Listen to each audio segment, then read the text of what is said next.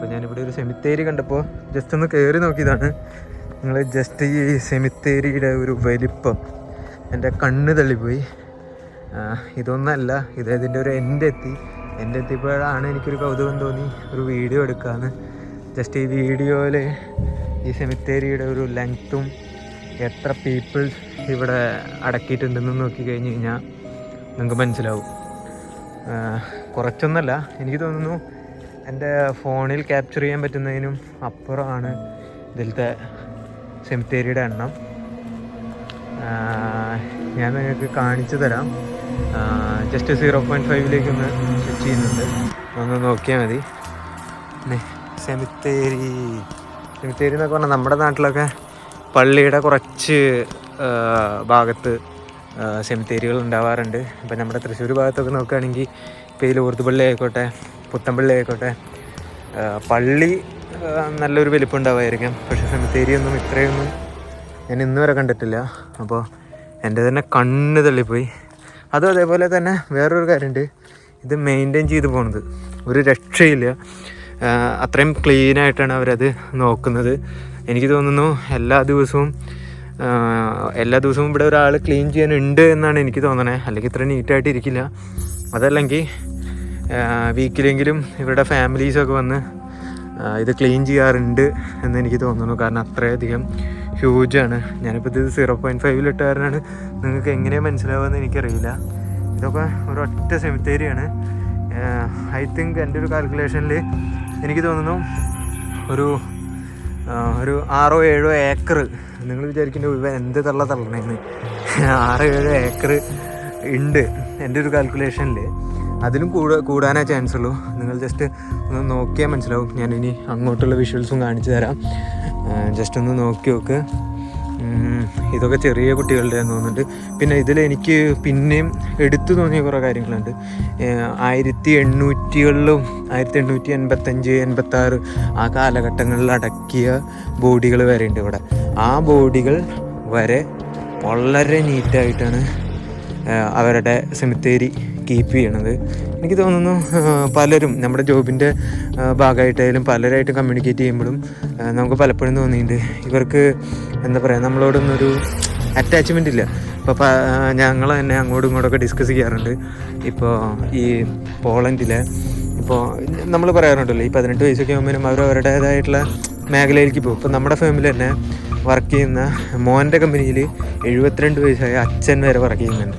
അപ്പോൾ ഞങ്ങളൊക്കെ വിചാരിക്കാറുണ്ട് ഇതെന്തായാലും ഇങ്ങനെ. ഇപ്പോൾ ഇവർക്ക് അങ്ങോട്ടും ഇങ്ങോട്ടും ഒരു സ്നേഹമില്ല എന്നൊക്കെ വിചാരിച്ചാൽ, പക്ഷേ എനിക്ക് എന്താ പറയുക, വിശ്വസിക്കാൻ പറ്റാത്ത അത്രയും ഇതൊന്നും എൻ്റെ കണ്ണിൽ എത്തണില്ല. ഞാൻ നടന്ന് എനിക്ക് കണ്ട് തീർക്കാൻ പറ്റുന്നില്ല.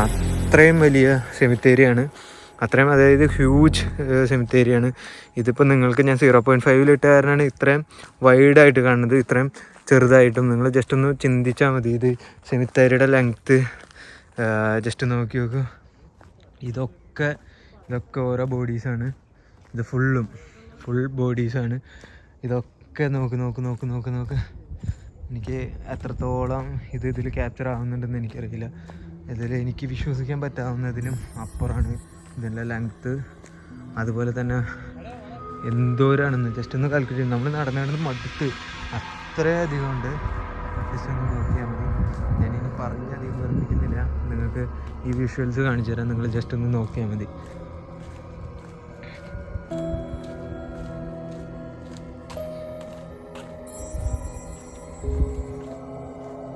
ഈ അകലെ കാണുന്ന ശരിക്കും പറഞ്ഞു കഴിഞ്ഞാൽ നമ്മുടെ കവറുകളൊക്കെ കിടക്കുന്ന പോലെ, പക്ഷേ അതൊക്കെ സെമിത്തേരിയാണ്. ഈ സെമിത്തേരിയിൽ എത്ര എനിക്ക് മനസ്സിലാവുന്നില്ല. ഹ്യൂജ് നമ്പേഴ്സാണ്. ഇതൊന്നും കഴിഞ്ഞിട്ടില്ല. ജസ്റ്റ് ഇതിൻ്റെ ഒരു ഹാഫ് ഭാഗമേ ആയിട്ടുള്ളൂ. ഇനിയും പോവാനുണ്ട്. ഇനിയും ഉണ്ട്. സത്യം പറഞ്ഞു കഴിഞ്ഞാൽ ഞങ്ങൾ അൺഎക്സ്പെക്റ്റഡ് ആയിട്ടാണ് ഇവിടേക്ക് എത്തിയത്. അതുകൊണ്ട് തന്നെ ഇവിടെ 6 മണി വരെ ടൈം. ഇപ്പോൾ ഏകദേശം 6 മണിയുടെ അടുത്ത് നമുക്ക് ഇറങ്ങാനുള്ളൊരു ടൈമായിരിക്കുന്നു. ഇതൊക്കെ എനിക്ക് ഏതെങ്കിലും വലിയ ടീം ആവണം, ഏതെങ്കിലും ആവണം.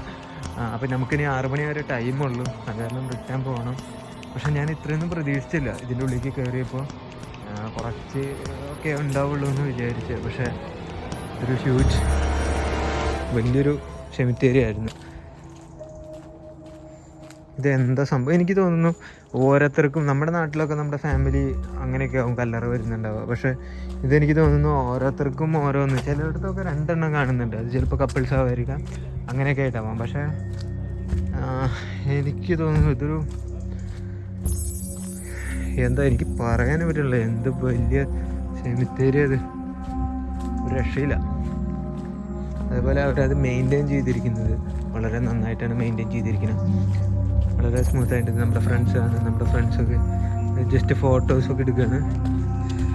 സെമിത്തേരിയിൽ ഫോട്ടോഷൂട്ട് നടത്തുന്ന ഉനൈസ്, അത് ക്യാപ്ചർ ചെയ്യുന്ന മാർട്ടിൻ.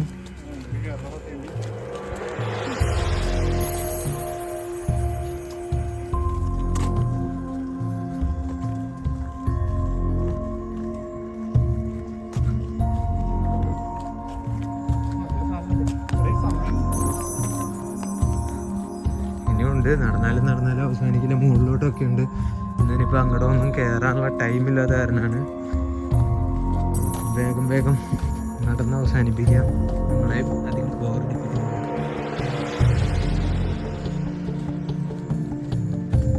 ഇവിടെ എല്ലാവർക്കും ഇതൊരു കൗതുകമായിട്ട് തോന്നുകയാണ്.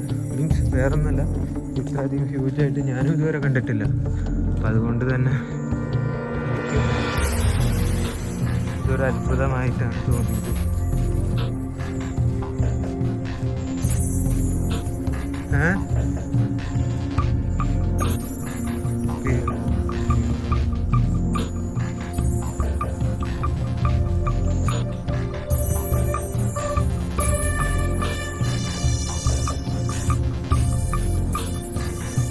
എനിക്ക് തോന്നുന്നു ആദ്യമായിട്ടാവും ഒരാൾ സെമിത്തേരിയുടെ ബ്ലോഗ് ഉണ്ടാവും.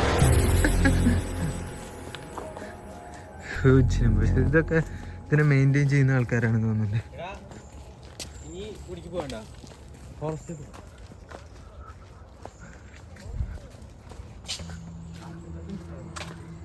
ഇത് കണ്ടാലും തീരില്ല.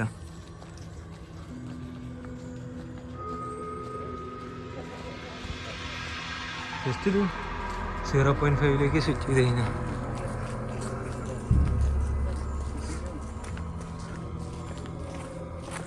ഇത് എത്ര ഏക്കറല്ലേ?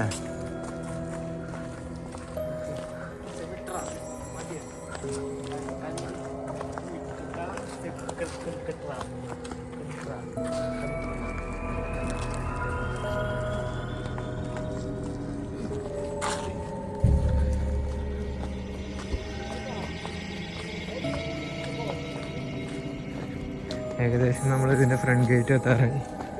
ഇത് ഏകദേശം ഒരു അത്യാവശ്യം ഞാൻ പറഞ്ഞ പോലെ ഒരു 5 ഏക്കർ സ്ഥലമുണ്ട്. ഇതിൻ്റെ ഇനി നടന്നാലും തീരാത്ത അത്രയും ഏക്കർ കണക്കിനുണ്ട് ക്വാണ്ടിറ്റി.